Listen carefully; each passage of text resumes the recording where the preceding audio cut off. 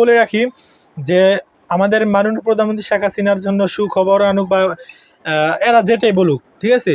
তো এই যে গত কয়েকদিন আগে আমাদের মাননীয় প্রধানমন্ত্রী শেখ হাসিনার উপর নিষেধাজ্ঞা আসছিল যুক্তরাষ্ট্র থেকে, মানে নিষেধাজ্ঞা দিয়েছিল। তো মাননীয় প্রধানমন্ত্রী শেখ হাসিনা তিনি একটা সাহসিকতার পরিচয় দিয়েছেন। বঙ্গবন্ধু শেখ মুজিবুর রহমান সাহেব যেরকম সাহস ছিল, সেই সাহসিকতার একটা পরিচয় কিন্তু মাননীয় প্রধানমন্ত্রী শেখ হাসিনা দিয়েছিলেন। কি সেই সাহসিকতার পরিচয় দিয়েছেন? যে 20 ঘন্টা জার্নি করে প্লেনে চড়ে এত নদীগুলো পার হয়ে আমাদের যুক্তরাষ্ট্রে যাওয়ার কোনো প্রয়োজন নেই, এরকম একটা কথা বলেছিলেন মাননীয় প্রধানমন্ত্রী শেখ হাসিনা। তো এই কথাটা আমার কাছে ভালো লেগেছে। এই যে এখন খুশি সংবাদ দিতেছে নাকি কোন দিকে চাল খাটাইতেছে সেটা আমরা জানি না ভাই। বিএনপির নেতাদের মুখে মানে যদি আওয়ামী লীগের সুনাম শুনি, তখন এটার মধ্যে অবশ্যই মানে কিছু একটা ভেজাল থাকতে পারে আমার মনে হয়। তো যাক, আমরা বিএনপির বিরোধী না, আবার আওয়ামী লীগের পক্ষেও না কিন্তু। তো যাক, যেটা সত্য সেটা সবসময় তুলে ধরার চেষ্টা করি।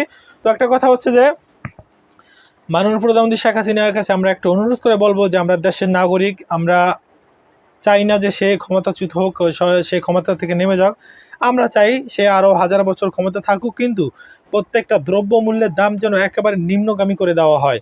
এখন যে পরিমাণ প্রত্যেকটা দ্রব্যমূল্যের দাম একেবারে নিম্নগামী আছে, আমরা চাই, দেশের মানুষ চায়, 18 কোটি মানুষ চায় যে আরও যেন আরেকটু যেন নিম্নগামী করে দেওয়া হয়। তেলের দাম, চালের দাম, ডালের দাম বা প্রত্যেকটা দ্রব্যমূল্যের দাম যেন একটু মানে নিম্নগামী করে আসে, যাতে করে দেশের মানুষ, খেটে খাওয়া মানুষগুলো যেন সুন্দর করে একটু বাঁচতে পারে, মাথা একটু উঁচা করে দাঁড়িয়ে থাকতে পারে দেশের মানুষ। আমরা জানি মাননীয় প্রধানমন্ত্রী শেখ হাসিনা তিনি নিজেও কয়েকদিন আগে বলেছেন যে বাংলাদেশের 95% মানুষ আওয়ামী লীগকে ভালোবাসে, মাননীয় প্রধানমন্ত্রী শেখ হাসিনাকে ভালোবাসে। আমরাও জানি এই দেশের মানুষ তাকে ভালোবাসে।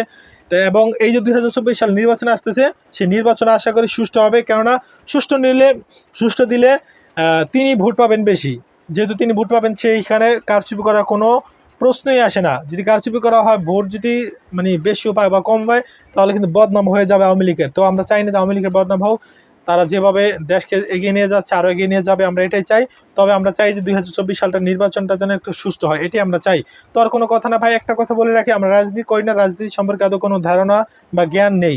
তো আর কোনো কথা না ভাই, ভিডিওটা একটু ব্যাপক পরিমাণ শেয়ার করবেন, আর কথার মধ্যে ভুল ত্রুটি হলে ক্ষমা দৃষ্টি দেখবেন। আল্লাহ হাফেজ।